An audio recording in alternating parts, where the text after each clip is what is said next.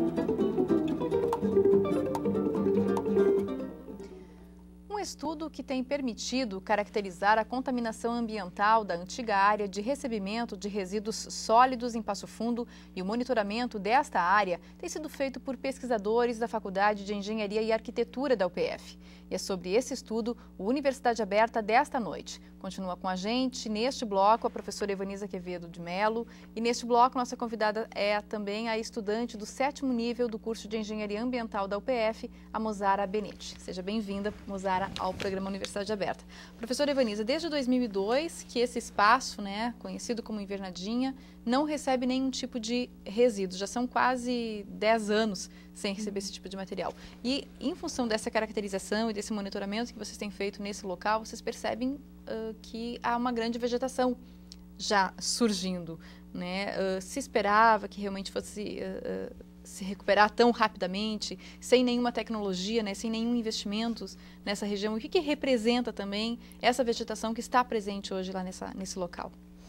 Sim, essa área vem sendo trabalhada já há alguns anos e vários estudos foram realizados. Então, como a gente trabalha normalmente assim com projetos, com subprojetos, esses subprojetos nos deram indicativos de algumas coisas que a gente deveria fazer.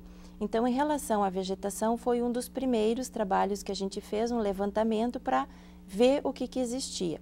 E aí, em função desse levantamento, a gente tem acompanhado a evolução dessa vegetação.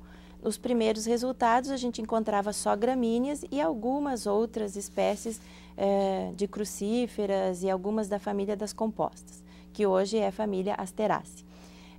À medida que fomos trabalhando, a vegetação, nós fizemos um experimento com espécies florestais e esse experimento não teve sucesso, as espécies morreram. Uhum. Então, aí a gente mudou algumas técnicas que nós tínhamos utilizado, a gente fez coisas que não envolvessem grandes custos também. Uhum. E aí a gente continuou trabalhando com a parte de vegetação e hoje a gente já observa que tem vegetação de grande porte, como, por exemplo, o fumeiro bravo, tem alguma araucária, inclusive, na área também, e também algumas aroeiras. Então, a gente percebe que as vegetações pioneiras estão se instalando. Esse fato de que lá no início, essa vegetação inicial que foi plantada não se desenvolveu, isso mostra que naquela época, sim, a região estava muito contaminada ainda e que ela naturalmente conseguiu se recuperar. Naquela época a gente tinha provavelmente um nível de contaminação maior. Então, hoje, a gente já percebe assim, que a decomposição dos resíduos está ocorrendo e essa decomposição dos resíduos está sendo avaliada, então, também por um outro ensaio, um outro experimento que a gente está fazendo. E o monitoramento da água vem sendo feito desde 2002.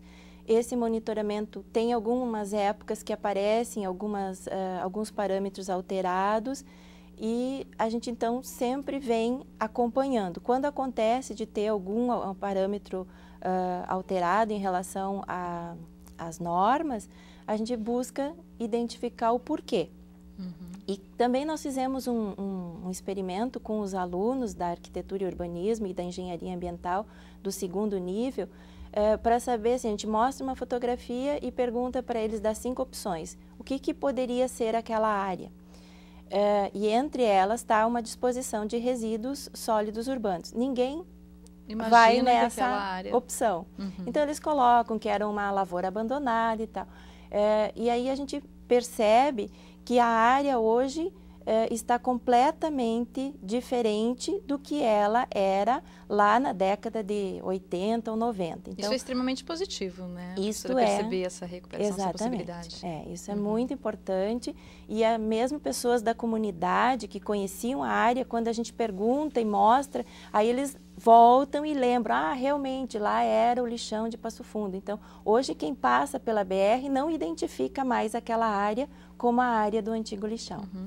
A Mozara é estudante também que participa do projeto e pela tua idade, né, Mozara, você é jovem, de repente você nem lembra realmente de como é que era esse lixão antigamente. Como é que é você participar hoje desse projeto, né, e perceber que essa área está se recuperando realmente? Inclusive eu também tive essa pergunta, eu também respondi que não era uma área de exposição, então hoje, trabalhando e estando lá no campo, a gente vê que a área está realmente sendo recuperada naturalmente, e o meu trabalho, então, como bolsista do projeto, é ir ao campo, coletar as amostras de água, de solo, realizamos posteriormente as análises. Hoje estamos com trabalhos também na parte de classificação dos resíduos sólidos, para ver o que realmente tem, quais são as porcentagens, se tem mais plástico, couro, que a gente percebe visualmente que tem bastante na área. Então, quais são os metais também presentes nesses resíduos e que posteriormente poderão estar afetando o meio, ocasionando problemas na água, no solo.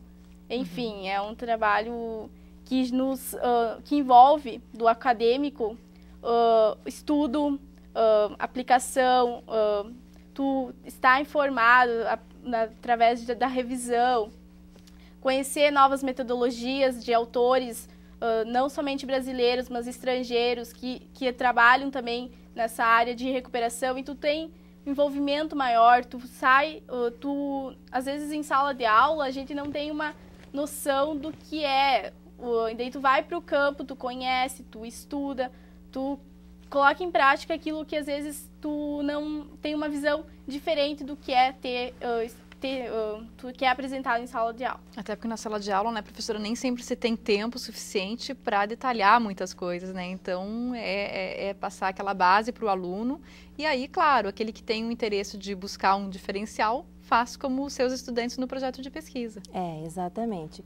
Os alunos que trabalham com a pesquisa são alunos diferenciados. Esses alunos, eles, quando sabem aproveitar o seu tempo, e felizmente os meus bolsistas atuais têm aproveitado muito o seu tempo, eles conseguem aproveitar e passar isso para a sua vida profissional depois, né? Então, a gente tem vários ensaios sendo realizados e eles trabalham em todos os ensaios ao mesmo tempo. Não fica só a Mozara trabalhando no experimento dela, o Francisco só no dele, ou o Rubens só no experimento dele. Todos ajudam a todos para que eles possam conhecer e acompanhar as metodologias, exatamente isso que a Mozara falou, de metodologias novas. A gente sempre está buscando, participando dos eventos nas áreas de recuperação, para que a gente possa estar atualizado e trazer essas informações para o meio acadêmico nosso também, né? Professora, a gente falou já da relevância desse projeto de pesquisa, também em função não apenas da caracterização dessa área, mas também desse monitoramento, né? Como é importante dar continuidade a esse trabalho. Para a gente encerrar o programa aqui, existe alguma perspectiva, porque a gente sabe que esse projeto é desenvolvido com poucos recursos. Seria interessante se obtivesse alguns recursos a mais para aplicar alguma tecnologia inovadora para recuperar mais rapidamente esse local, ou não seria interessante para esse projeto? Não, se nós tivéssemos recursos financeiros, realmente a gente poderia fazer muito mais atividades e testar algumas técnicas que em outros locais são feitos, né?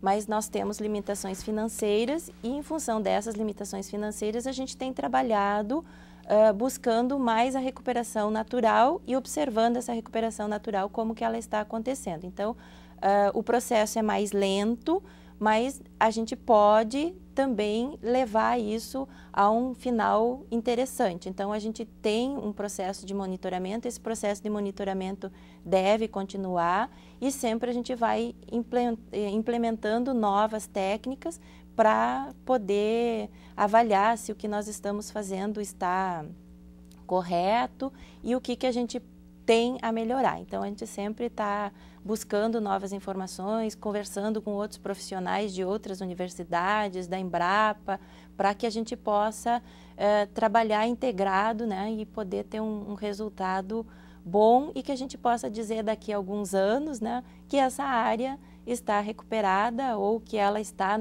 hoje a gente diz que ela está num processo de recuperação. Mas tudo indica que ela conseguirá chegar então a esse essa recuperação total? Provavelmente isso passará a ser uma mata, pelo menos isso a gente pode dizer. Só a gente não vai poder assim, usar essa área para outros fins, como para construções ou coisas assim, a gente tem restrições para essa área nesse sentido. E tem a questão também da água, né, do lençol freático também, que vai ter ainda repercussão em função de todos esses resíduos que foram depositados ali. Exatamente. A gente tem feito esse monitoramento da água porque a nossa preocupação é saber se esse lixo que está lá, sem um controle rigoroso, está passando contaminantes ou não. Se esses metais que provavelmente existem, que tem nos resíduos, se eles estão indo para a água ou não. Isto é um trabalho a longo prazo. Está certo, então. A gente agradece a participação da Mosara neste bloco do programa. Também agradecemos a participação da professora Ivaniza e parabéns pelo estudo. Obrigada. Universidade Aberta termina aqui. Apresentamos para você os estudos em torno da caracterização e monitoramento do antigo aterro sanitário de Passo Fundo, conhecido como aterro Invernadinha. Na próxima semana, mais conhecimento científico produzido por professores e estudantes da UPF. Uma boa noite para você e até a próxima semana.